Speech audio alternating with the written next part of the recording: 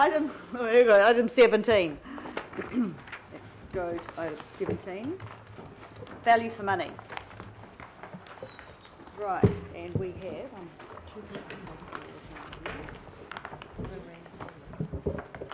Kevin and Sally. Welcome. Thank you. Who's going to lead off? Yeah, thank you, Madam Chair. If I can do that. I'll do a relatively short introduction. The plan for today, because this is now bringing back recommendations that you passed in November, today is really about the implementation of those actions now. So, look, if I can just take a wee bit of time to do an introduction, a bit of context setting again. Be helpful, thank you. A little reminder, the Value for Money program is tasked with identifying potential opportunities for savings that we believe are worthy to be explored by the business and to come back with actions as to how we can achieve those. It serves a double purpose in that by doing that Value for Money program, we also meet our legislative requirements. We do have a legal requirement under Local Government Act, Section 17A, to look at the cost effectiveness of the delivery of services. So by doing this Value for Money program, we can actually also tick our legislative requirement. As you remember, hopefully the first 4 reviews were completed in November and were tabled in this committee. The reports were endorsed and the recommendations put up as to areas to be explored were resolved, and the resolution was put that Stephen Town, through his officers, comes back with an implementation plan looking at the feasibility and time frames for those actions to be implemented, and to do that by this meeting in February. So the purpose of today is really for representatives from the business that have been tasked with the delivery of those actions to come back to you and actually give you a feasibility assessment to look at the implementation and how we would roll that out. It's worth pointing out before we do ask the individual businesses to come up to talk to the items or answer any questions if that's what you have. You will notice, I think, as part of your report format, there are actually really 2 formats for the presentations you have there. There were 4 activities. 2 of them are a quite short form. The communication engagement and the investment attraction and global partnerships is a short form template which is really a progress update. That's the format we would like to use going forward. It's a relatively short form. It refers to the actions that you asked to be explored and it gives an update on those actions. And basically it shows a red, amber, green and an explanation. The 2 more substantive reviews that were undertaken were the Three Waters, or Auckland Waters now, as well as the domestic waste management. Those reports are much more similar format to a full agenda report. That was for this initial stage. It was deemed appropriate to give more substance behind the report, the findings, and what the business had identified as being feasible, timeframes and actions to be undertaken. Going forward, we'd look at all of these picking up in the new format. But at this initial stage, it was deemed worthwhile to give a more substantive report by the business to actually show that all of the thought process they'd gone through. Okay. So if there's any questions on the overarching framework, the umbrella, but really the focus of today is implementation now and delivering on those actions, which ones are feasible and how time frame would actually be attached. So not questions on the content of the Three Waters or domestic waste yet, just the overarching framework to which it's put together. Councillor Walker. Yes, so a question on the overarching framework. I guess the concern that I'd put is the overarching framework that we're talking here is a financial one. Oh. Correct? Oh. That's my assumption, and okay. my concern, particularly if we look at Three Waters, is there's another issue that goes to sustainability. Look, through the Chair, as we delve into each of those reviews, you can ask those questions, but no, the framework here is definitely not just financial. 17A has more of a cost focus, how cost effective is the delivery, but a value for money by its very nature is exploring all aspects. It's efficiency, it's how effective is it delivering the outcomes you wish to achieve through that service. It's equity, discussions around how equitable is it across the region or various parts of our population. So no, it's not just a finance focus. The best way is not always the cheapest way. Councillor Hulse. Thank you. And just following on from Councillor Walker's very good question, I'm just trying to establish in the framework which one has supremacy. Is it value? Is it cost savings? Because we're quite clear the program is tasked with finding savings, or is it value for money? So when push comes to shove, which one wins? The cost-effective phrase is what's attached to 17A, which is actually the legal requirement. If you remember, when we came to you at the initial stages of actually developing this program, we said we'd like to go wider than that. So value for money, its entirety, is the priority here. Cost being one component, but it definitely goes beyond just cost.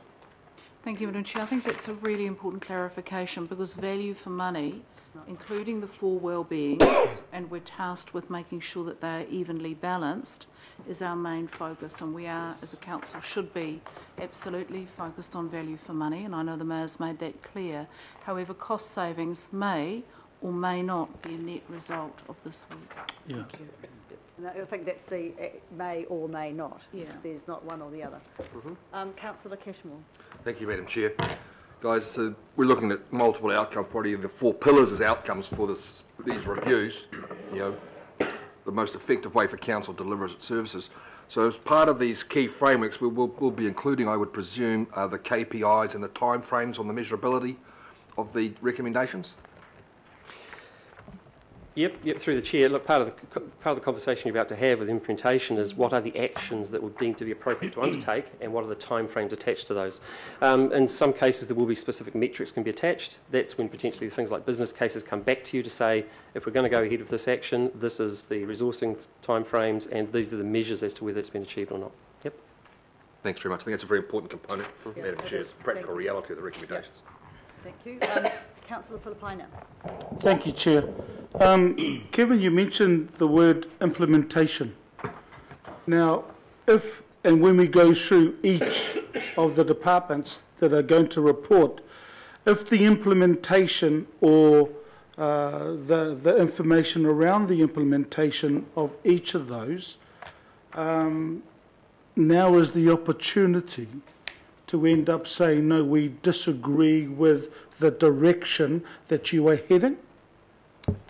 I'm assuming that when they come in, this is the time to at least flag issues that may well, because it's good having an implementation plan. But if you read into the details and find that implementing it doesn't achieve what Councillor Hulse and Councillor Walker has mentioned around the value for money, well then here's the time, I'm assuming, and the time and place to put those in front of the committee. Look, through the chair, very good question. There's probably 2 levels to it. The first check was really the value for money team independently has done a test on the service delivery and actually said, based on current state, best practice, benchmarking, do we believe there are opportunities to explore? What the business has now done is gone away with what was 28 recommendations, which have become 23 actions, and said, we've gone another level again, and in a practical sense, do we believe those are opportunities to explore? And that what they're doing now, as part of the recommendations you have in front of you, is they are recommending you note this is what we're intending to do with those opportunities. If you have some discussion around that, if you believe that it's not going wide enough, too narrow, if it's actually too wide, this is your opportunity to give feedback to the business. Implementation, we believe, should take this direction. So comment, Chair, to basically the committee, that's exactly, I think, needs to be in the forefront of our minds, is the fact there are only options. It's not implementing what we've indicated to our staff to say, hey, this is what we want to happen. But it's going to be options in each of those that are going to be reported to us, and whether we think it needs to be widened or narrowed. Because, I just don't want to get into a discussion where people say this is implementation time, it's a fait accompli, we need to follow what's been put in the agenda. I think it's important that gets said. Yes. However, we also need to note that out of all the options given, what is the process to get to that point? Yep. Yeah. Yes. But I'm just saying that as Kevin said, some may be expanded, some may be sort of brought back in. So that's. I just want to make sure that is clear. And so if I can just through the chair elaborate too, what you'll see with what the business is bringing to you, in some cases they're saying this seems pretty obvious, we've already started this process and this should just carry on, this is underway anyway. In other cases what you'll hear is this, we believe after an initial look that this is worthy of exploring in this form or another form. We're going to go away now and do some more analysis on that and come back to you with an actual business case, because it may require resourcing and it may require time to implement. Some will be pretty obvious, some will require more work. So, sorry, Chair, to labour it, because there's going to be some questions around an ask for extra money to do some further work around selling assets. So, I mean, you know, that's when we can end up, and I'll be raising those questions when the departments come through to present. And that's the time to do that. Thank you. Well done. Yep. All right. So, sorry, Councillor? Thank you. I'm a little bit concerned around the cost of this review, because in what universe is it $350,000 to get an opinion? No, I mean, I'm really concerned about that. I just... So just to process, Councillor Cooper, so what we're actually just discussing at the moment is the overarching strategy around the value for money and where it's got to, and then what we're going to do is we're going to take each section at a time and talk our way through the section and ask questions around that, all right? So you'll be able to ask direct questions on that, on each section.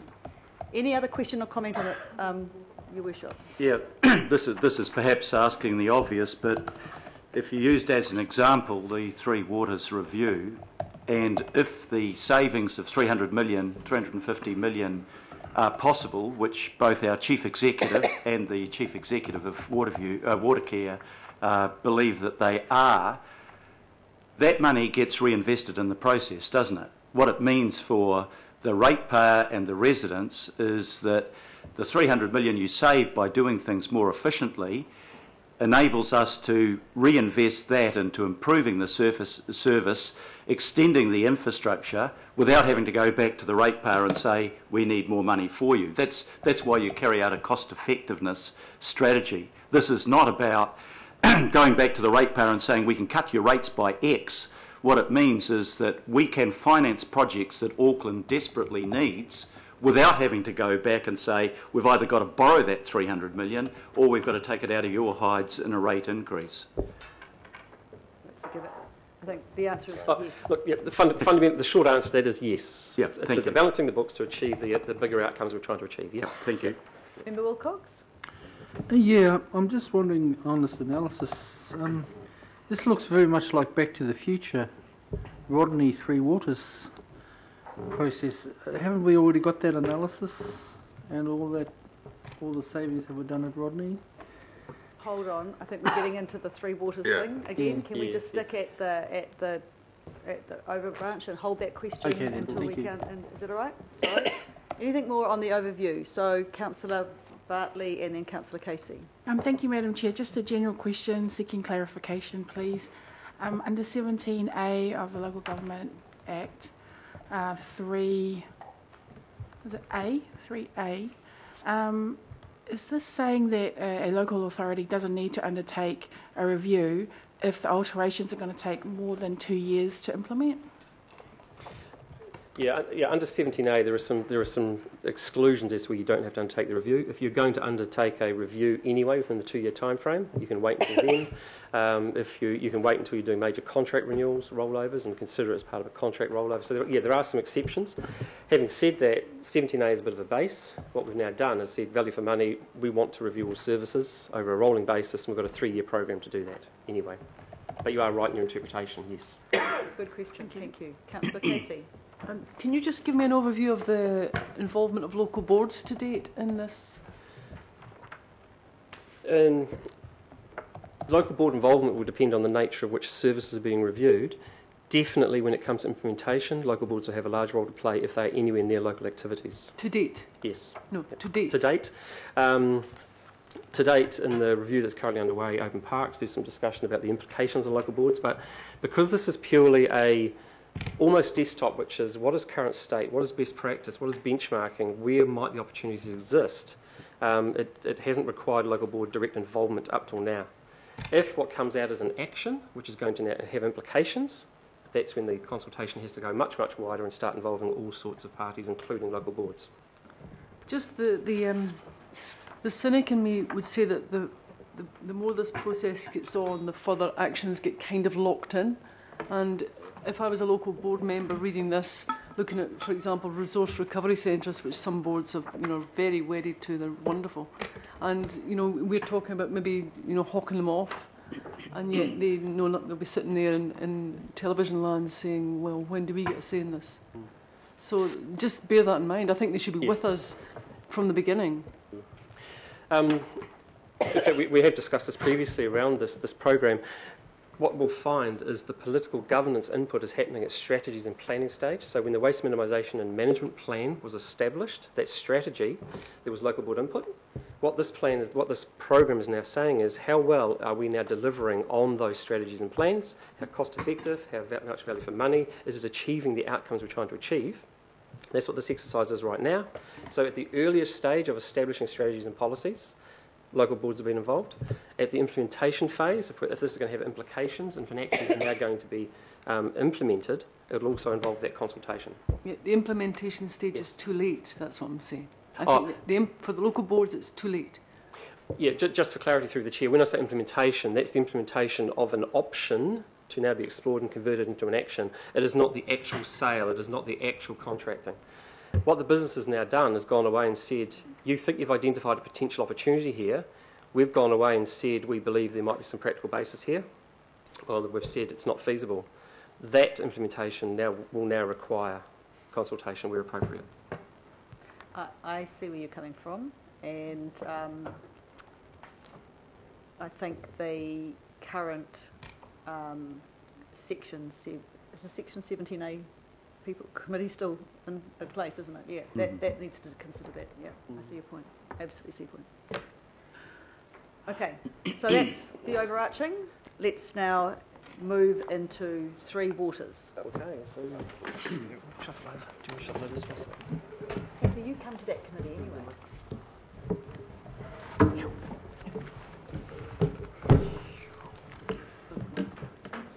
I'll talk to you about it, Kathy. Welcome, gentlemen.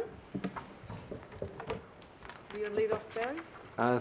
Thank you, Chair. And with me is Anna Nama. Anna Nama is from Watercare, and with the Three Waters paper, I just want to stress that this is a paper that has been jointly signed off lately by the CEO of Auckland Transport, Shane Ellison, last week, but has previously been signed off by the other two CEs.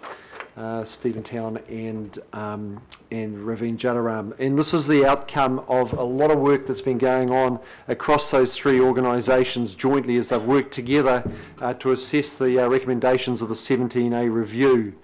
I just want to say at the outset, there's actually a lot of this which is currently underway, which if you go back to the middle of last year when this process was starting to be talked about, a lot of things sort of started at that point, and in many ways this exercise in the Three Waters space has contributed to the much closer interaction and working together between Watercare, Auckland Transport and Auckland Council across a whole range of things. So the exercise in itself has arguably been a catalyst to get that going, and right now there is more interaction, I believe, between those three organisations than there has been probably since Auckland Council was established. So that is a positive. Perhaps if I take the paper as read and then just go through and address how we've gone about it and some of the recommendations in broad context, and then leave it for questions, if I may. So the way that we, the three organisations, the team working across those three organisations dealt with this is that we've split those recommendations into two groups.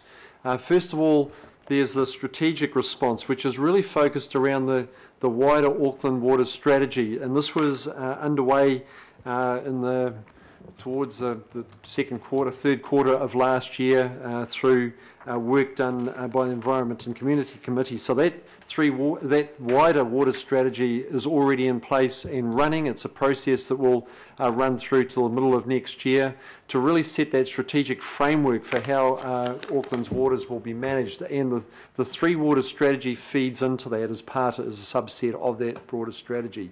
So we've dealt with that at a strategic level, and then we've dealt with a number of other recommendations at a more operational level, which were around how we work together, how we collaborate, and as I said, a number of savings have already come to light through that as we work together on projects. First of all, I guess the big one, the highest profile one, was the Western Isthmus, where that joint working came with some pretty smart solutions. There's also been a lot of work done on Franklin Road, not far from here, where we did one project together and came up with a number of savings through dealing with a particular location all in one go. Akahu Bay is another one of those that we're working at the moment. So we'll come back in May with reporting on what those kind of savings are, and also the program going forward, and looking out and where we think those other savings can come from.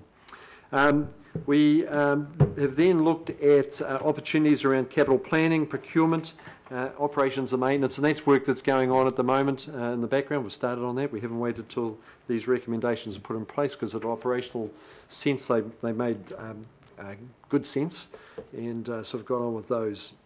There are some recommendations that then really need the outcome of the water strategy in the middle of next year that we can then move on with, because they'll be shaped by that, and these are those initiatives around economic regulation, the possibilities in that space, and we'll pick those up as we work through that process. Once we've got the outcomes of that strategic exercise middle of next year, then we'll be able to pick those up and start identifying savings, opportunities, value for money, benefits that come through those. So that's a very brief oversight of it, and perhaps we can take any questions that might come through that you have around where we are at with the Three Waters value for money review.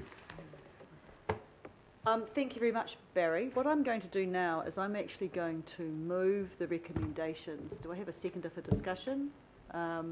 Just to put it on the table from somebody? Yeah, I'll do it. Okay. Thank you, Your Worship. So I'll call for questions now on the first bit on the Three Waters Review, Auckland Waters. And I've got Councillor Newman. Yes, thank you. And just to foreshadow, I want to move a G with respect to Veolia. I have read the report and I've listened to what the officers have said, and I, in particular, Mr. Potter said a lot of work underway between the three organisations, which I acknowledge. There is a fourth organisation out there in Papakura, and that is Veolia Waters. Now, Veolia. Now, in November, I raised the question at that time about what involvement and what exposure Veolia had to the Three Waters Review, and I think, frankly, it really wasn't addressed, but there was a promise made to reflect back to Veolia and to bring them into the conversation. So could you please give me any update if there has been some involvement with Veolia, because I can't see it, and if there hasn't, I'm happy for you to reflect that too.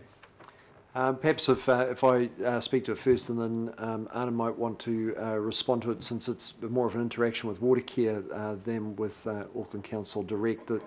Veolia haven't been actively involved in this exercise. I think that there's some other things, other discussions going on between Watercare and Veolia, but they haven't to date been actively involved in this exercise.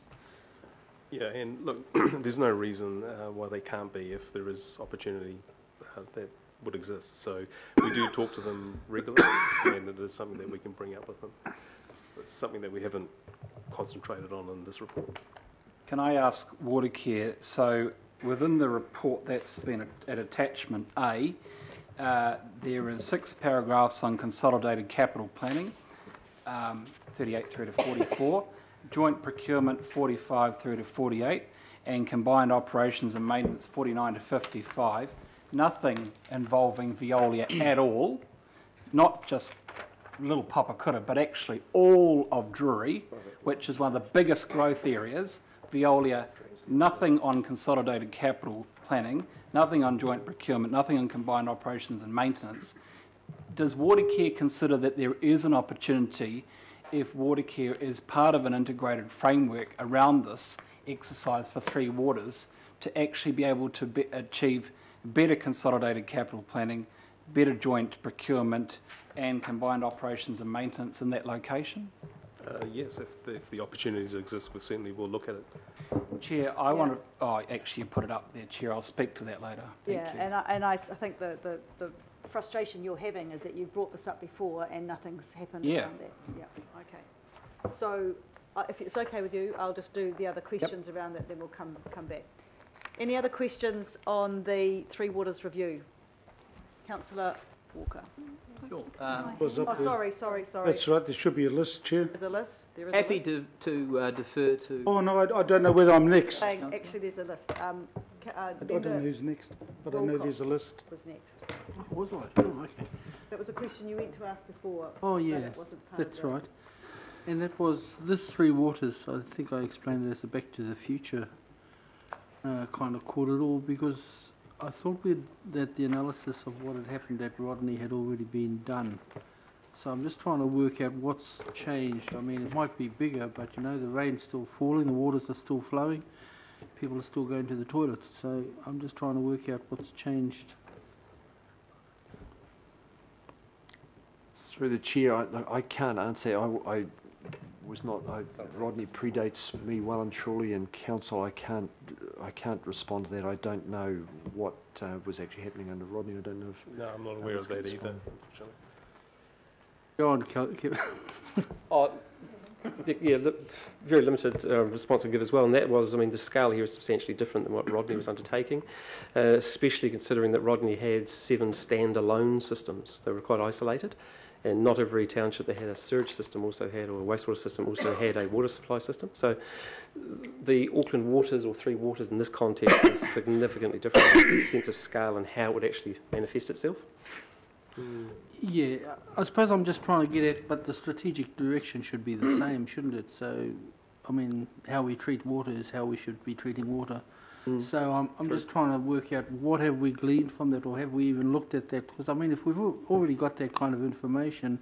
Don't reinvent the wheel. Yeah. You know? Certainly we'll consider that in the future stages of this review. That's a good point. Thank you. Thank you. Councillor Cooper. No, I just wanted to talk about the... Okay, so not that one. All right. Councillor Hulse. Thank you, Madam Chair, and I thank you for accepting the changes that I suggested. I just want to clarify the recommendation as it was in the report calling for outsourcing of stormwater operations from council to Watercare. That was in the Section 17A review, but there's been a lot of discussion about that, and I thought we'd moved past that very sort of one-dimensional recommendation. It's very clear that, you know, we've been discussing the critical role that Auckland Transport plays in stormwater generation, and Auckland Transport is actually a much more logical partner for us when we look at stormwater generation and stormwater management in the built environment than Watercare. Watercare has dams, and, you know, it deals with the end result. In Māngere, they're not and never have been associated with stormwater. So the reason why I asked for that change was to take it to reflect the very good narrative in the report, which talks about working across the council family. So I guess my question is, are we comfortable with that as an approach? Through the chair, Councillor Hulse's question and comment is very pertinent indeed. In fact, as we've gone through this exercise, it becomes clearer that from a stormwater perspective, there is potentially a much greater, closer alignment with Auckland Transport. Auckland Transport is one of the greatest sources of stormwater. It's catchment based. Whereas Watercare is more a utility, and particularly potable water, which is not catchment based. So there is a greater alignment there, and I think that recommendation is supported by the work that's going on at the moment and the way the teams are working. and that's coming out of the exercise. And thank you for adding value to that. That's really good. Thank you, Councillor Hulse. Councillor Falapaina. Thank you, Chair. Firstly, I want to talk about the joint working team. Who's on the joint working team? A joint working team at a CE level is the three CEs who work together and have been jointly responsible for approving this report as it is. Then under that is an executive team that includes executives from the three organisations and officers working together. So there are individuals from Auckland Transport, from Watercare, as Nanan's been a key member of that, been very instrumental in getting that relationship really well, going well, and our Healthy Waters team as so well. the names on the CE team? The names on the CE team. Just waiting for those. Oh, right. Craig McElroy, Andrew Chin, who's behind me, both of them, myself. Dean is involved in that. Then there is Arnon is involved in that, and others from Watercare have been involved, and from Auckland Transport, Tony McCartney. So no elected members then? No, that's an officer level group. Okay, and so then they report the elected. Yep. So I got the CEs, the elected members one. Who was the elected member on the committee you've just said? I the can't. officers level. Sorry, Councillor Filipaino, I can't tell you that because we're reporting through to the three CEs. I cannot tell you how that works. My understanding is this matter was delegated to the CEs and particularly Stephen Town to do. Okay. So, am I assuming that there's no elected members on that officers group, or there is, and we don't know who they are, or? So it's all coming back to here, correct? Okay. At this stage? Yeah. Yeah, because I thought there was an elected member, but look, my information may be wrong, but look, I'll just go on to my next question. Not least, Barry, I see your finger going up. Thank you. My apologies for waving my finger because I did admit to say that in terms of the water strategy, Councillor Hulse is very actively involved in that. I think just to clarify and get Barry off the hook for a second, Thank you. we've got the next level up, the oversight for the water strategy at a political level is the Deputy Mayor, myself, Lester Levy, Margaret Devlin, and a Mana Whenua representative as yet to be decided. So that's a political oversight group. Thank you. Thank you, Councillor Hulse. Well, I feel a lot more comfortable. I feel a lot more comfortable in the names that I've just heard. In regards to E, and I'm glad that the red part is in there, but my question is, with the business case, our staff that are currently doing the work in stormwater plus wastewater, amalgamating, will we be going back to them in regards to the effect that this amalgamation could have? E.g., will some of them lose their jobs? And if that's the case, will we be getting something in that business case stating that there is a possibility that there will be some staff losing their positions? Through the Chair, if I might respond, we haven't really started that exercise as yet, and so I wouldn't want to predict what the outcomes of that might be. It's not the outcome, Barry. What I'm saying is that will the business case, when it is complete, come back with us around any staff or the fact that the staff could lose their jobs? I'm sure it'll be a complete business case that addresses all the staff I wanted issues that in tabled because then at least I can make the accountability Yeah. to those people who will bring that business case back to this particular committee. There was another one, but that may be a difficult one as well. No, look, I'll leave it for now. Do you want to hold that thought? Chair, Okay. yeah, definitely, thank you. Councillor Walker. Sure. I've just got And a then question around a little bit more of the detail as it goes to considerations around sustainability. I see that we're going to be doing some benchmarking with the Water Services Association of Australia, Are we looking to have any engagement on the part of the Water Sensitive Cities Unit in Monash that's part of an international association around that? Not to my knowledge, no.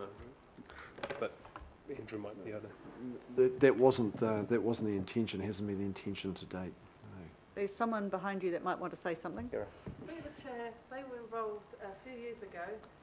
We've taken their recommendations on and built them into some of the design guidance work we've been doing since. Okay, did you hear that, Councillor Walker? Sure. I can understand that that goes to design guidelines, but that's a body that's international, that does have a significant amount of experience around structural reform, which is essentially what we're talking about here. And I just want to put on the table my concern around the other things that go to value, that go to water, of which issues around sustainability, climate change, integration of stormwater reuse and so on are. And I would suggest that there is a part to play for entities such as that. We'll note that. Yep, no, that's a good point, thank you. Next I have Councillor Cooper. I mean, I think what I've said before, I am a bit concerned about, are we still talking about water? Because I said we're talking about the waste minimisation as well now, because you told me you could only talk about... So we're talking about the first, we're talking about recommendations B to F, three waters. Right. Okay, no. Well, I was talking about waste minimisation. Sorry. And you keep asking me to talk about water. So I'm confused. I haven't even had my hand up. Councillor? Councillor Darby? No. No? I didn't know. I'm all good. Councillor Newman? Well, I've just, when it comes to comments, I've got right. G. Okay. Any other questions then on this section? Comments? I'll hand back to Councillor Newman then. Do you want to add? Chair, I mean, I think that for this to be done properly and as a regional exercise, it has to address the question of options for integration between Watercare and Veolia, because there is a huge area that is future urban, which is going to become urbanised soon, and because, well, I would contend that because of the disjointed relationship between the wholesaler and the retailer under a franchise agreement, that puts at risk the timing of the delivery of potable water and wastewater services in that location. It is bigger than just urban Papakura. This affects all of the area that sits within the franchise agreement, which takes in a substantial amount of Franklin. And it's just not possible, in my view, to continue to run on the basis that, well, look, we're just basically, it's, hopefully we can get an agreement between the landowners and Veolia moving forward. There may well be possibilities for that if there is one single big landowner. I have discovered at Hangai that is not possible. It is very complicated. So I believe, and I have listened carefully to the answers to questions, starting with the question that was raised by Councillor Filipaina about, is this a time? I believe that concurrent to any consideration adoption of the recommendations A through to F, I would like G as well, because I'm not saying this has to happen, but I believe that the advice has to be provided on options. And the one thing that's missing is a time frame. So if the officers can do this and report this back in a reasonable time, when is this being reported back next, Chair, do you know? May. I'm not sure if May is doable for this, but certainly I'd like some urgency around it, because this is critical, not only because of the value of this exercise 17A doing it properly, but because we have work underway shortly in Drury which is going to be significantly affected by the ability to achieve an outcome in this space. Look, I support you, and I think I support you for no other reason than you've asked for this before and you've had no response to it. We've got two choices. We amend the recommendation to add a time frame, or can you give me some indication now that Councillor Newman won't have to ask for a third time? Just include it. we'll take it on board. In terms of the time frame, it'd be hard to give that today without talking to the other party as well. So are you happy, Councillor Newman? I'm happy if this is resolved, if Watercare come back shortly to give some clarification, because, look, I mean, I think the discussion needs to take place between more than one party here.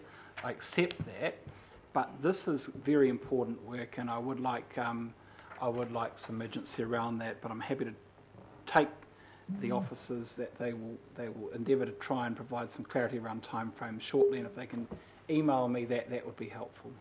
So we have a mover and a seconder. Councillor Fletcher, do you want to add anything to that? Well, Madam Chair, I was just wondering, with your support and the sympathy you have with this situation, whether you could incorporate it into the overall recommendations. But I think it is important that there is something on the record about this, because we have actually debated this in the past. So it would be nice to feel that there's going to be progress. So it's an amendment by way of addition. Is there anyone against the amendment? Wishes to speak against the amendment? Can I just ask a question of officials on that? My general view is that we need an overall integrated approach, and that includes Veolia, but because private contractual arrangements have been made with a private company, under current legal constraints, we're not in a position to impose that, are we?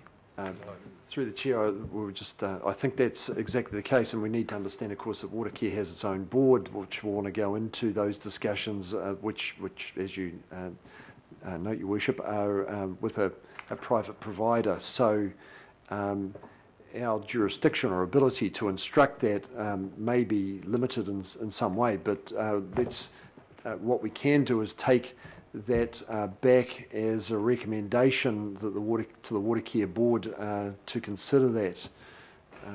Can you further advise this meeting when the contract for delivery of services that Veolia has runs out? Decades. Oh, it's a 35. A long time. Decades. 2047. So, I personally think that it was the wrong decision to make at the time, Councillor Newman, but it was made at the time.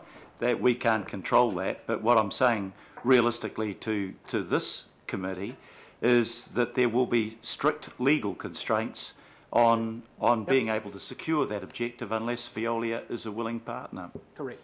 So I think, Your Worship, without putting words into Councillor Newman's mouth, all he's asking for is options. Yep, no, I'm happy with the recommendation. I'm just pointing out the reality of what we're dealing with. If we imagine that we can suddenly integrate Veolia, there's something called the law that will prevent us doing that. It will be expensive. Councillor Cashmore, did you have a comment? My point was very similar to the Mayor's. In fact, what we've had seen by example is where Watercare and Veolia have worked together in developments in North Drury. And if the outcomes have been somewhat truncated, but they have achieved their result, Hengaia is something different. And I think the level that we're looking at here is a management one rather than a governance one with Veolia, given the contractual situation of the 49-year deal done by Legacy Papakura District Council. Okay, so we have an amendment by way of addition. I'd like to put that to the vote. All those in favour say aye. Aye. Against? Right, it's therefore added by way of a addition as G, and I'll let the girls just get their alphabet right for the rest as we move on now to... Anything more on Three Waters? No? Okay, we move on now to... Just a comment on that before we move on. Again, I just want to reiterate that it's so important, sitting around this table since 2010, it's just so important with all the projects that have been done that our staff, it's just so key. If there's going to be any staff losing their jobs, that it be reported back to this committee again, or to the governing body, but back to this committee, because that's my worry. That's my worry. Okay, I've heard that concern. You're right. And I mean, I've just noted that Kevin said yes, it will be. So right, we're moving on today. to reported back. Domestic waste, and I think I'll ask Barry. Oh, sorry. Look, I might just actually move A to G, and just get those first few. Do it section by section. Do people feel happy with that? Yep. Yeah. So let's. I'd like to then officially move A to G, noting the new amendment by addition is the G. All those in favour say aye. Aye. Against? Carried, thank you. Right, now we go on to domestic waste services. Barry.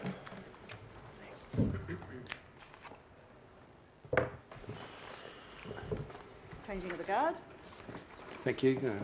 Madam Chair, joined by Ian Stupple, who's the General Manager for Waste Solutions. We have Paul as well, and I think, so those are the two members who are here for specific questions. And perhaps, again, if I take the paper as read and just speak to some matters there. By way of background, there are a number of recommendations that were made back in November, and again, we've split those into two areas. One is strategic and one is, and the other area is operational. The strategic ones are covered by the current process that starts running tomorrow. I think it is the 28th of February, with the consultation on the waste management and minimisation plan. So those have all been built into that process and will work their way through it over the next few weeks.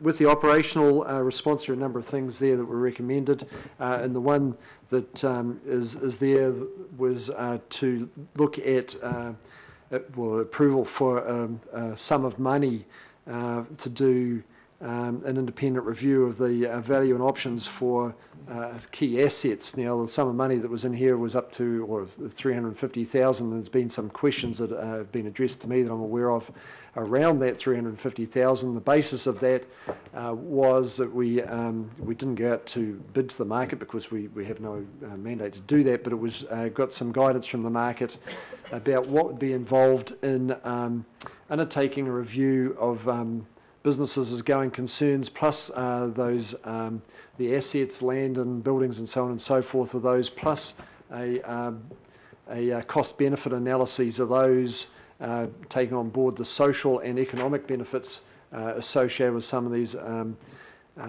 projects and these assets, and also understanding that these sites that they're on are actually very complex sites. Without exception, they are contaminated sites, have contaminated land issues, quite a few environmental issues with those sites as well that make them challenging to be involved with. We indeed have a team here who looks after those sites and a number of other ones. But asked in terms of whether something else could be done for a different sum of money, the answer is yes, it could be done for a different sum of money. There would need to rescope some of the work. One of the things that would probably take out is the Visi asset, which is a build, own, operate, transfer scheme asset that comes back to council in 2024. So it's probably not a lot of benefit in looking at that now, when it's something that we will need to look at probably in 2021, 2022, when we need to think about what that means in the current recycling environment and so forth. So yes, something could be done for less than that sum of money if that was something that this group wanted. Okay, so I'm going to lead off first then, and give me, we've got, the resolution currently reads up to 350. Realistically, what do you think therefore it could be? Look, you could do something, it wouldn't be of this scale, but you could do something in the order of 100,000. 150,000. So why? Right, okay, thank you. Councillor Cooper, I've got the right subject now. I think well, I guess what I want to say is that there's a depth of experience in this field around this table and in our staff over many years, and in which universe do we need to spend that much money from an outside source to tell us that we know that our communities want to do community recycling schemes. We've got places we're already doing those. Why would we sell that? Why would we sell a place that we're doing really successful schemes in? You know, and I think I might be stealing Councillor Hulse's thunder, but something she said to me before about the former Franklin District Council sold its waste facility, and then within a few years was struggling to having to put in its own recycling facilities because that company wasn't doing it. So why would we not learn from history? You know, and we do have good partnerships with the commercial entities as well, but if we're looking to buy community recycling facilities, why sell one when you've already got one? to buy another one somewhere else. I mean, I know that's putting it quite basic, but there's a lot of stuff that we know already. To actually spend all that money on trying to find out what we already know seems an awful waste.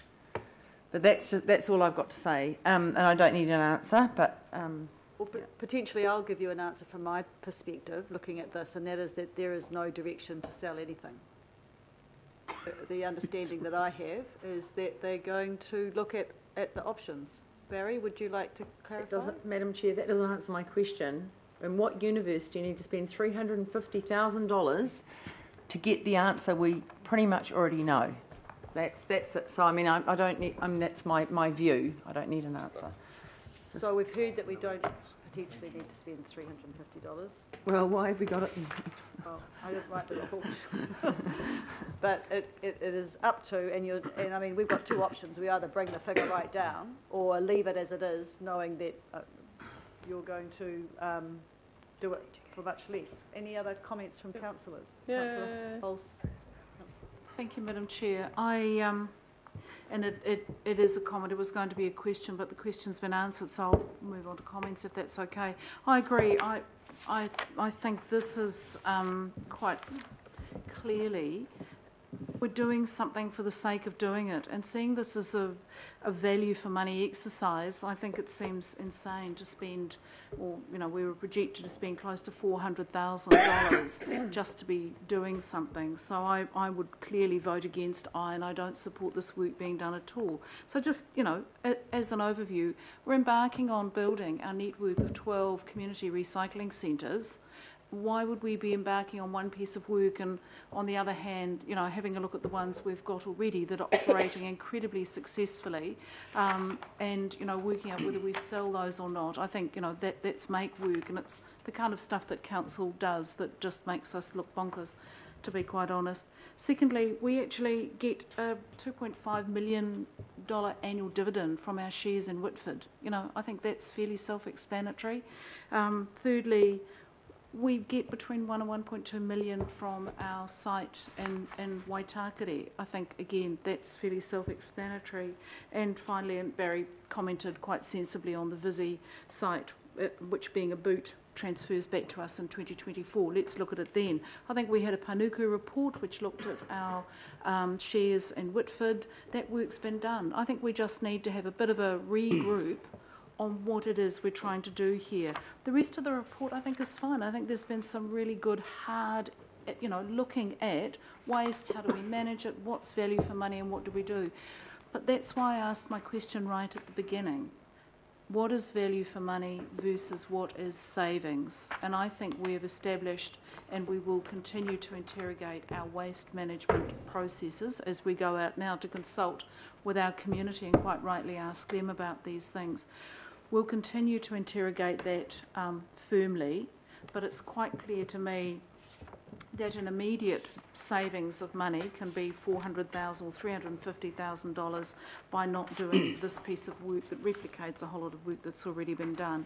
And it's quite clear that this is one of the very few last remaining pieces of work in the 17A review that completely misses the mark. I think it was unnecessary, ill-conceived, and doesn't need to be done. And I hope that ideally we'd just strike that recommendation from the list of recommendations on page 210, or hopefully people will join me in voting against it. Any other comments? Councillor Casey, you're next. I wanted to follow Linda and make history by saying that I support everything she said, but now I'm going to follow Penny and say I support everything that Linda said and everything that Penny said. If you turn to page 222, what you're hearing through the chair is that we don't want you to look at that. We don't want you to look at paragraph 33. We're asking, it will also consider alternatives to ownerships, such as selling assets or long-term lease arrangements. What you're hearing from us is that we don't want you to do that. So we can save ourselves a whole heap of time, effort, and moreover, anxiety, as Councillor Alfie raised, for staff.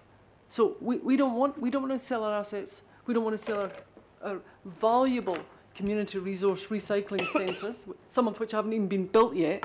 We want to actually consolidate them, make them better, sure, do anything you like, but we don't need to spend money to do that. So they've all said it. So can we just move on from there? Do you need to go around everybody, or do you need a vote, or do you need to do something? Well, I think we should see if there's a dissenting vote, but I'm going to ask anyone who wants to ask a question or say something to say something. Your Worship, you were next. Yeah, thank you, Madam Chair. Well, I'll be a dissenting vote on it because we set up our officials, not anybody from outside of the council, but our officials to do a value for money investigation into all aspects of this area. And they, not us, not any outside group, not any lobby group, have come back and suggested that we need to look at what the alternative models are and without any prejudice at all to the finding, what are the advantages, what are the disadvantages of operating the model that we've got. That's not just looking at economics, though economics is an important part of it, because we need to know that every aspect of what council is doing, we are doing as well and as efficiently as we ought to do. And there are people on the outside that are asking questions about us in this area. And if we simply say, oh, we're not going to do that because it's not convenient, that pretty much looks like we've swept it under the carpet and we don't even have the confidence to demonstrate that what we're doing is best practice. Now, I'm one that believes that the criteria that we should be following in this is not just the economics and business case, but social factors and environmental. But having had an independent study of this done and a recommendation to us that we ought to do this, are we saying we're not going to do it simply because it is not convenient to us or because we are worried about what that study should show? And if we adopt that position, and councillors might vote to adopt that position, then expect a lot of criticism from outside that while we have exacting standards and should on what we contract out, that we don't apply those same standards to us. We will look, if we drop what the officials have independently recommended to us, if we drop that, we'll look like we want to stay willfully ignorant of what it might show. Now, I happen to believe that 350,000 is way above what we need to spend, and I think that you need to come back to us with a more realistic study. It doesn't have to go into the minute detail, but it needs to give us an overall picture about how the centres are operating, what they're doing well, what they might do better, and whether there is any alternative. But if we don't take this advice for no other reason than we simply want to go on the way that we are, it looks like an absolute lack of confidence in what the resource centres are doing. I've visited some of them. I've visited them with councillors Cooper and Hulse. And, you know, I think my outside and my layperson's opinion is they're doing a good job. But if we simply say we reject a recommendation to examine how good a job they're doing, it looks like we're not willing to judge how well our own organisations are operating. And I think that that doesn't help them. I think that undermines them. And we will continue to have people looking at that and saying, well, you wouldn't even look at the efficiency or the effectiveness of how you're operating. And I don't think that's a really good position for us to be in, frankly. So it's up to councillors to vote what they want to on it. But my view is always, I'm happy to have community-owned resource centres, but I also want to know that they're operating as effectively as they possibly can, and not to examine that when we've been advised to examine that, I think is not helpful. Thank you, Your Worship. Councillor Walker. Sure. I take it we're able to speak in support of something at this point, Madam Chair? Okay. I'm certainly supportive of a number of the things that this review around waste would cover off. It's absolutely crucial that we have an increase in the waste levy. The situation we have right now is criminal. It's so low it doesn't even bear thinking about. It's also clear that we need to look at ownership.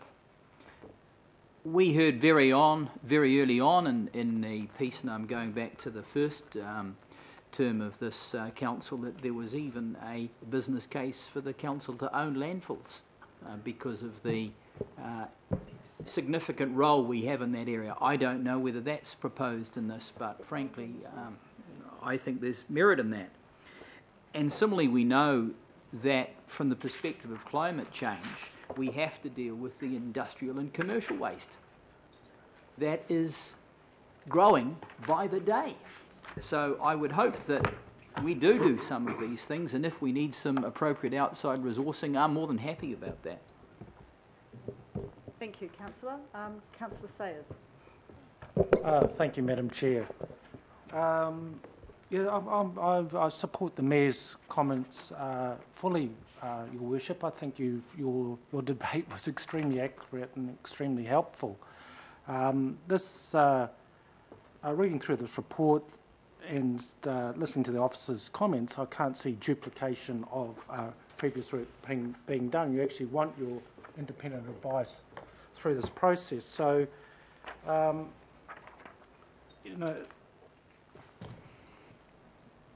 this needs to be done without prejudice. We need an independent voice to come back to us as councillors. I need it to gain confidence. I want to hear what the report has to say. I'm actually happy with that modified wording of up to 350,000, Madam Chair, and would certainly support voting in favour of that as well, because it's up to, and as the officers have already recorded with us, they will try to do it for significantly less.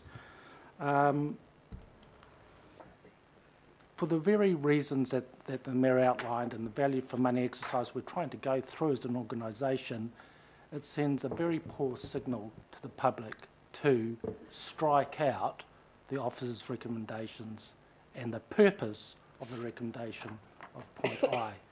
Therefore, Madam Chair, I don't want to be in a position where I'm undermining the officers' advice. I agree with it, and I will be voting in favour of I should it come to that. Thank you, Councillor. Councillor Newman. Yeah, Chair, if I was absolutely honest with you... Are you not? Why do you need that qualifier? Please, continue. I would say that I am losing faith in the zero waste target for waste in Auckland. I think that That's a sad comment. some of the things that we are doing in the waste space, I just don't think are working for our community. And I have reflected that to some colleagues, and I will talk about that at the Waste Working Party meeting when it convenes shortly. And I think that it's going to be very difficult to deliver a recycling centre in the south, which is so urgently needed. The difficulty here, Madam Chair, is the well, there's a number of things that I would say, but we have a 17A review exercise underway. I've looked at the schedule of work in the 17A space. There's going to be stuff that's reported back to the Strategic Procurement Committee for approval in May, relating to contracts for service. We have a Waste Political Advisory Group, yes. which is running at the moment, very ably chaired by Councillor Hulse. To me, I am concerned that there is a suite of works that are underway under the whole sort of domestic waste services portfolio, and this is another one, and I would love to see how they're all just going to be joined up and connected, because it seems to me that people are looking at this area and they're thinking, oh, there's good opportunities to achieve value for money, but it seems to me that there is actually a disconnect within Auckland Council as to what value for money actually looks like in the domestic waste space. So I'm happy to go along with and I appreciate the amendment up to, but I have to say that I'm unclear as to whether there is actually agreement within the political group of this council as to what it is that we are trying to achieve and whether it is actually achievable, and what will be the cost of that and what will be the trade-offs. Okay, got you. And so we need to address that when it comes to that next. Well, apparently it's not to be addressed here, but it's, well, I don't know. Here. I mean, I've outlined three areas where this is all coming back, in different guises, and it seems to me that this is quite disconnected. I think that's a point that we need to think about, and you make a very valid point, as you often do. Any other comments? Yes. Sorry, I've got Alf Filipina and Councillor Cashmore. I actually had questions, Okay. so everybody's going backwards and forwards to chair, which is all good. Which is all good. Just questions, Ian and Barry. There were 13 actions that were identified, 6 were strategic and 7 were operational. So of the 7 that were operational, there is a paragraph in here saying that 6 of these actions will be partially or fully implemented over the next year. Which 6 will be partially or fully implemented over the next year? And that's from operational, not strategic. That's according to the report. I'm just trying to find it again.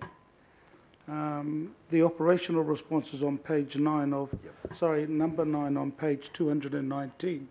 So can you tell me what the 6 have already been either partially or fully, will be fully implemented over the next year? So if we perhaps go to table 2. Okay, because I tried looking for on attachment A, because the reference was referred to attachment A, but attachment B is the one that I think outlines the whole 13. But so I don't know where attachment A come from. Hence the question for clarification. It's listed attachment B at the top. I now see it, and then over the side it's listed as attachment A. So right. So it's the same table. So which 6? So if we go through there, item 3, which is one that we've questioned. This is about new services for central government waste minimisation fund and that's table 2. Table 2. Yeah, table 2. Yeah. So out of the operational. So that's being reported back. Value of continuing the current community grants for waste initiatives. That is underway. Review of the fund will be undertaken. That's table 2. Yep. So that's item 5. Develop information and guidance and protocols for advisory support to community organisations. We don't think that should proceed because that's a double up with what government's already doing. Sure. Okay, so there it is. Yeah. Okay, I'm just going to nitpick. No, I won't nitpick because it's not one of the 6. So yep, carry on. Sorry, I've only got to 2. 6, 7, 8.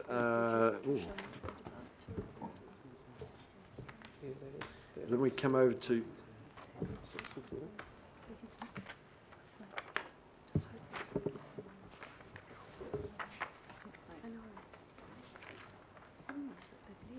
Right.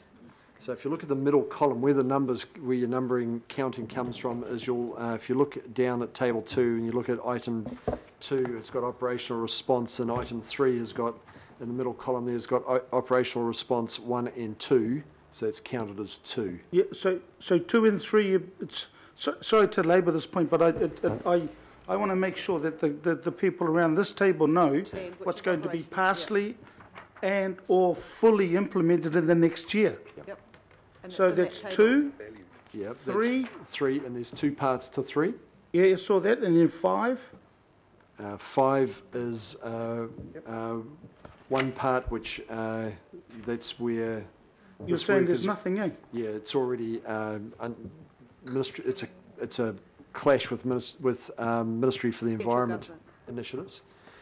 Then we go on to, I'm going to miss out on my counting here. Then we go over to item 7.3 on the left-hand side. Rank all of council's existing and planned waste minimisation diversion services.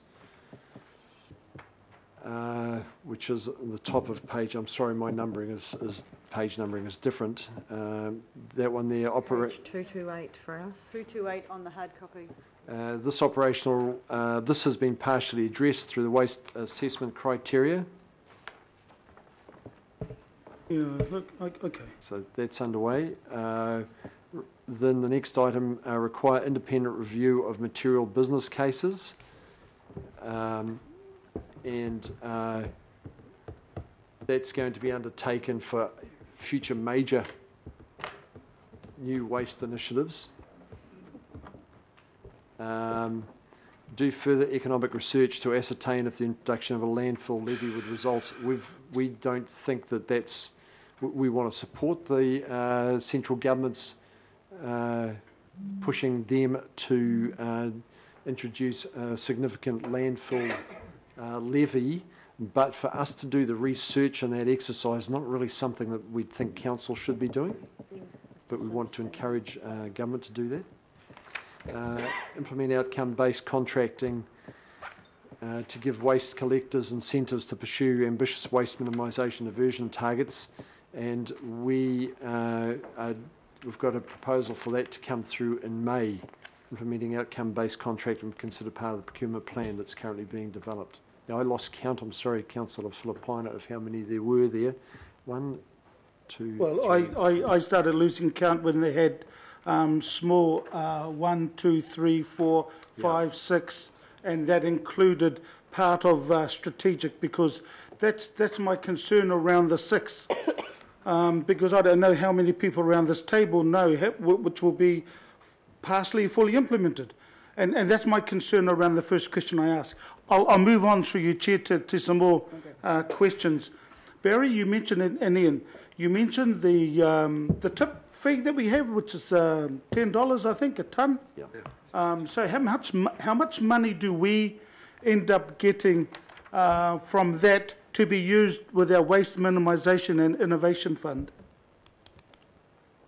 Through the chair, so yeah, there's a $10 levy on certain landfills, and half of that is shared amongst local authorities on a population base. So we get a third of that. So actually $6 million comes currently from the waste levy to support our budgets. And there's some conditions attached to that, and it's around spending it on waste minimisation activities, predominantly new initiatives. So I'd be interested to hear your comment that there is a section here that, or recommendation that we actually rely more on the waste, where is it, on the government fund for our initiatives. K. Sorry? You're talking about K. Oh, I'm just talking about anything because I'm getting confused. No, well, I am talking about the government waste fund that they have, because, I mean, I've just been told we get $6 million for us that we end up using. And now we're saying, hey, look, that might be a possible saving for us. Let's have a look at it. Yep. And so as a result, we'll have the government one, and the only one that we will have. I'm assuming that's the case that we will have, or what happens with that? Through the chair, if I can just clarify, so the $6 million that comes to us, as I said, there are conditions on how we spend that, but that's based on the current legislation. That will keep coming depending on how many tonnes are landfilled each year. The reference in the Section 17A review was a contestable fund. So the Ministry for the Environment have a waste minimisation fund that you can apply for larger scale projects that are nationally significant. So we have applied to that fund previously. We've recently put one in for resource recovery centres, and we anticipate that actually it's a fund that we could look at maybe for organics processing. So the recommendation really focuses on potentially something that we were doing anyway and that we'll continue to do more of. I suppose the caveat around accessing that information is accessing that funding is that it is contestable. So obviously there's only a certain amount of money that's awarded each year, and also there's a timeline. So at the moment the applications are only received each May of each year. So again, it's how that fits with the criteria, but also the timelines. Okay. So, sorry, just to summarise then, so this is an additional pot of money to the $6 million that we would continue getting. So it's not replacing, it's additional. Yeah. Okay. So that's why I'm just to see how many people in here knew that. Actually read that. Yeah. Look, I've now got comments, but I'm just seeing whether there's any more questions, or can I do the comments now? Are there any? I've got a question. Got a question? If you were, no problem. All right. Thank you, Madam Chair. And I do have a question, and it's certainly a question of clarification.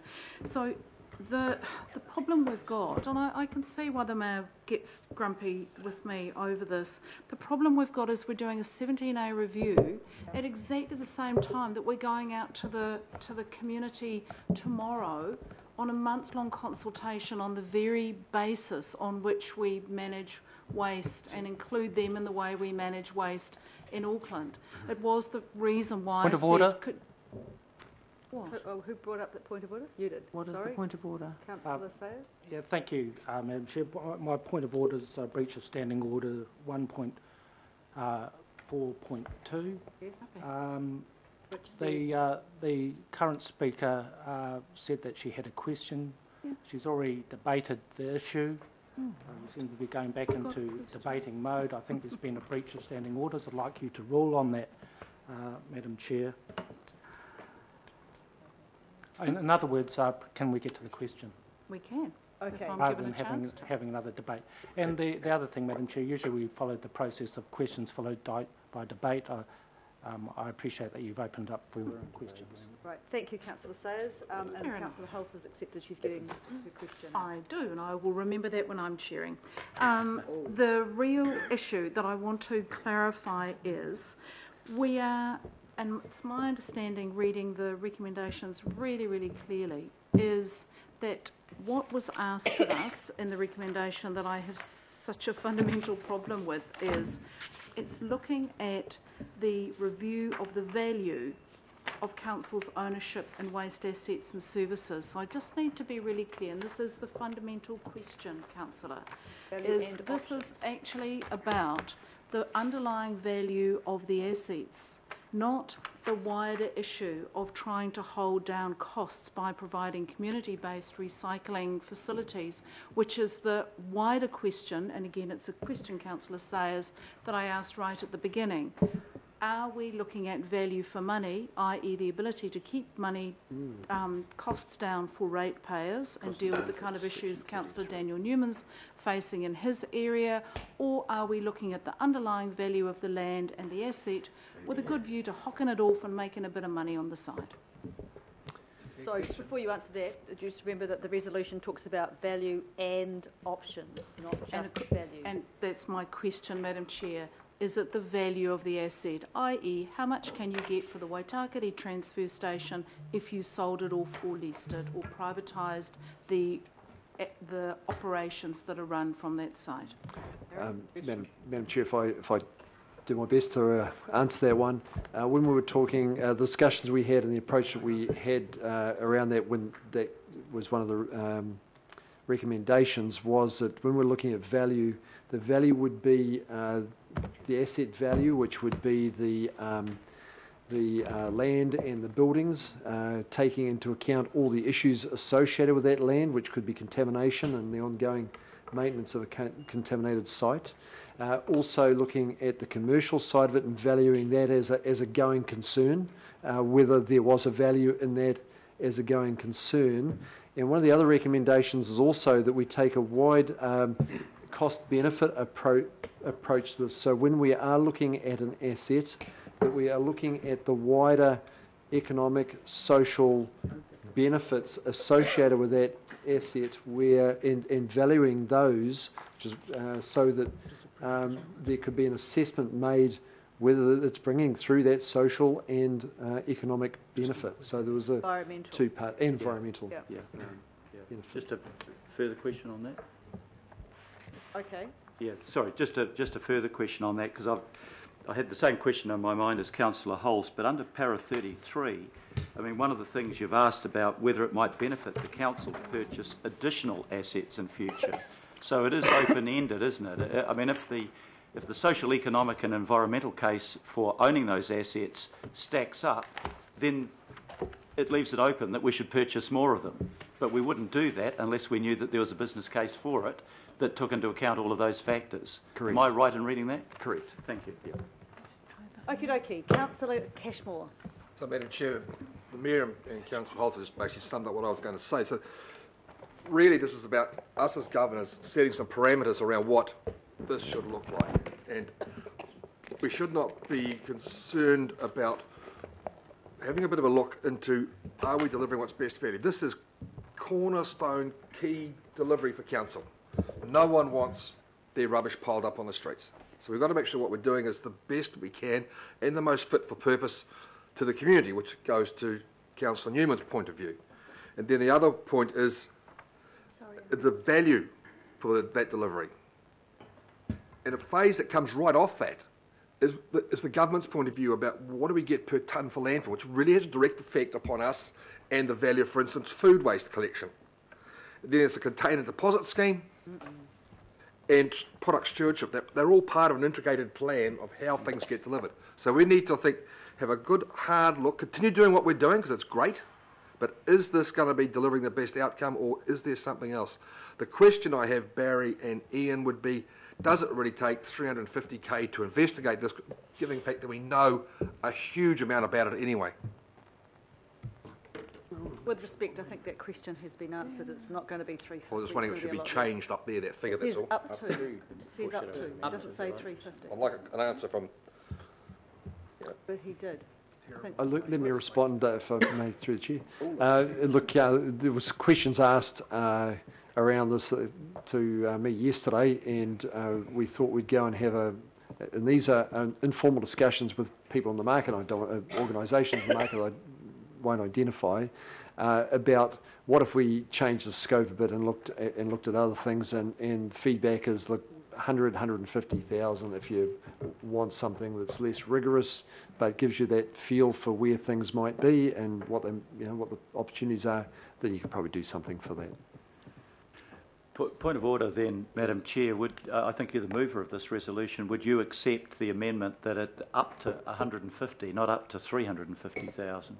Given the information that we've just received from Barry Potter. Yeah, he actually did say that right at the very beginning as well. So let's put that in the resolution, so we're voting on the advice that we're being given. Who's my seconder? Cashmore. Mr. Cashmore. Are you happy with that? I think as I asked the question, I probably would be, Madam Chair. All right, up to 150. Okay, so final, I had Councillor Darby next, and you've got a question or a comment? Comment. Councillor Darby first. No, I think I'd be repeating other speakers, so I think we're on course. Thank you, Councillor. Councillor Casey. Very short. Our job is to give political direction. And when we were looking at libraries for the future, we said two things. We don't want jobs to be lost, and we don't want libraries to be closed. This is kind of what we're doing now. We don't want you to touch the Waitakere Transfer and Refuse Centre, and we don't want you to sell off our recycling centres. And that's something we can say. That's what I've heard around this table. That's why I'll be voting against you, regardless of how much money you're putting up for it. Okay. So that's it. Okay, ladies and political gentlemen. Direction.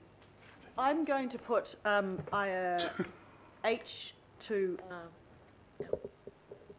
It's renumbered now. Sorry, Alf, did you choose separately? Sorry, Chair, I said that I would reserve my right, and then there was questions. Apologies, you did. That's all right. No, you did. That's all right.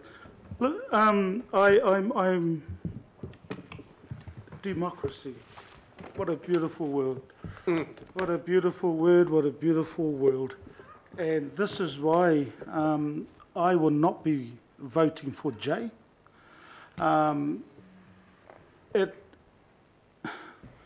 On page 222, it concerned me when they specifically, and that was officers, specifically mentioned those four. It concerned me because straight away, as Councillor Casey has said, are we looking at getting rid of them? Of course we are. I mean, and I agree with Councillor Casey. If anything, I would put in there that we don't touch, especially the Waitakere one.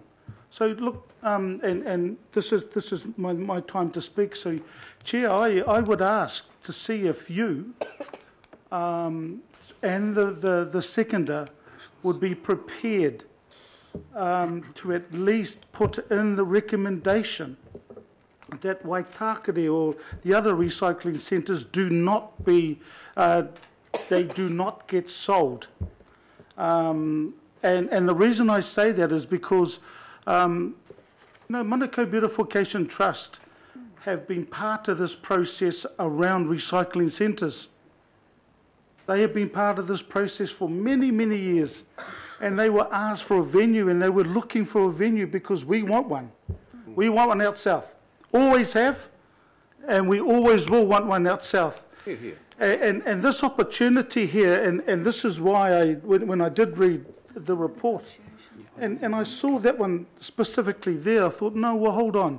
Don't even go there and then look at South Auckland and say say, look, we value of cost cutting. This is what it starts to go in my head around, never mind South Auckland. Let's not put a recycling centre in. Let's do this so we can get rid of Waitaka Refuse and Recycling Transfer Station. The materials recycling facility, I mean, you know, it gets returned in 2024, so why can't we wait until 2024 if there's any issues? Now, His Worship the Mayor mentioned the fact that, hey, look, our staff did this. Our staff is recommending this. Well, this is why we sit around this table. We look at the information that we get, and then we collectively decide whether we're going to take their advice or not. And I'm saying no. Unless we end up ensuring that the transfer stations that are mentioned in 222 are taken off the table. So, Chair, the question is to you, are you prepared? And the second, from Councillor Cashmore, that gets put in there, specifically that we don't touch the transfer recycling centres?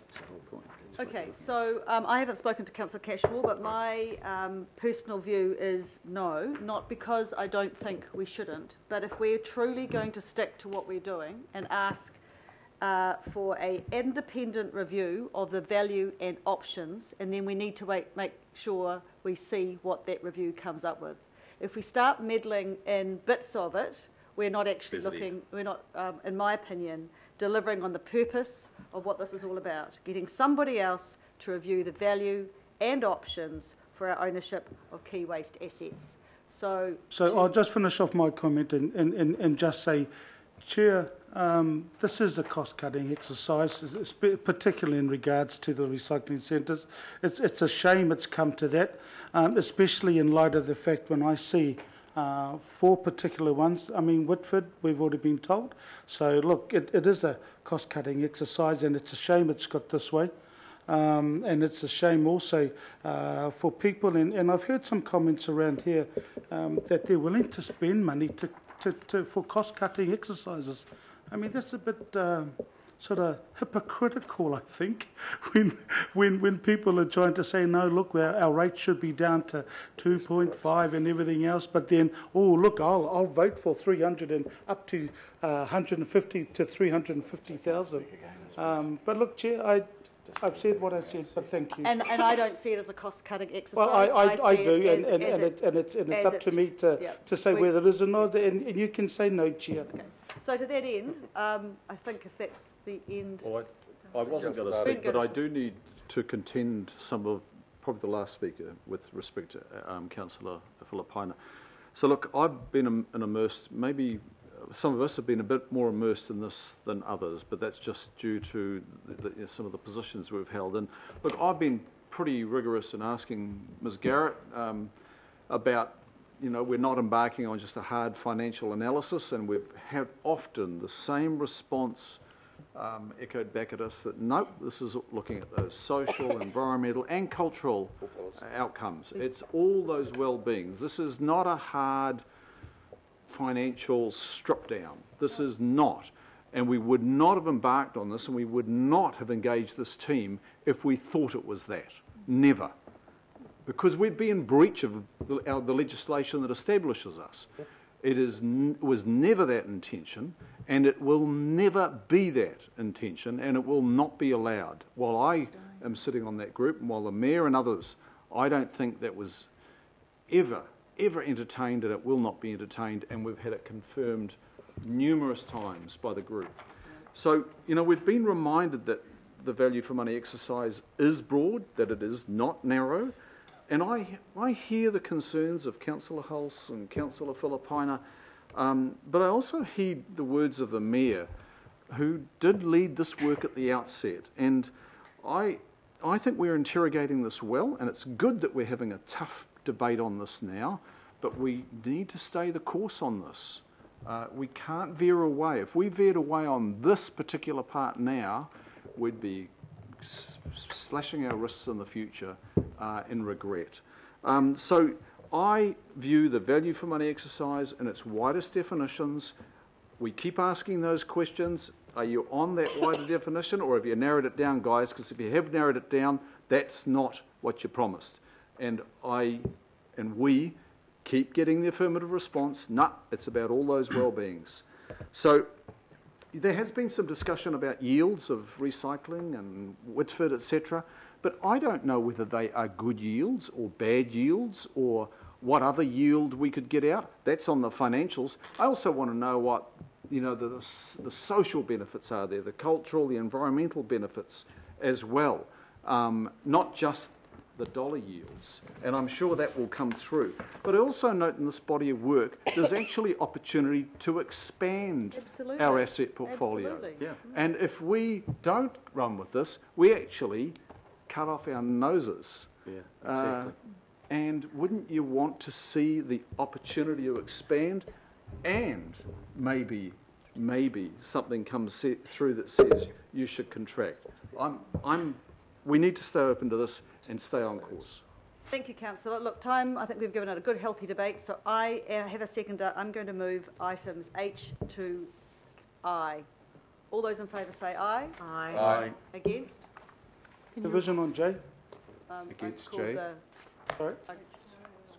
Yeah, can I just have my vote recorded against that one? A division's been called. Call for a division on J. Yep. Okay. So I have to do a division. Yep. All right? Yep. So I'll call staff the division. For J. For H and I. One that says up to 150. 150k. Whatever that one is, J. Yep. Yep. So J by division. Thank you, Madam Chair. Councillor Bartley? 4. Councillor Casey? No. Councillor Cashmore? Aye. Councillor Collins? Against. Councillor Cooper? I support it because you reduced the amount. Is that a new vote? Councillor Darby? For. Councillor Paina? Against. Mayor Goff? For. Councillor Holst? Against.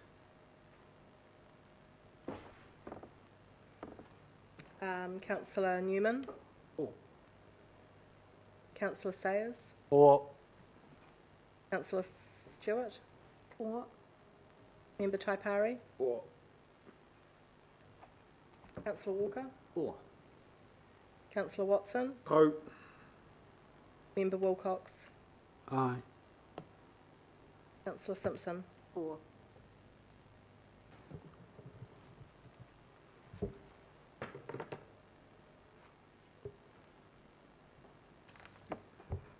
that's carried 12 votes to 5, carried. Right, thank you. Then we keep going to A and L or J? Okay. Sorry, I haven't got these on my screen. K and L. All those in favour say aye. Aye. Against? Carried. Thank you. Right.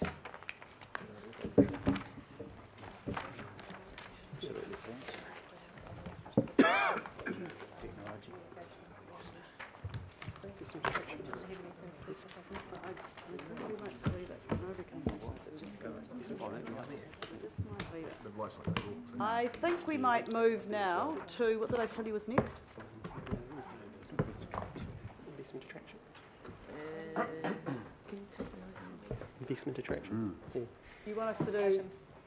There are 2 remaining reviews. It really just comes down to whether you have any questions on those, because they are the short versions. It's the progress updates. Yeah. They were incorporated as a part of A, which A was the overall adoption. Correct. There's no recommendations. So any questions on the last 2? No. All right.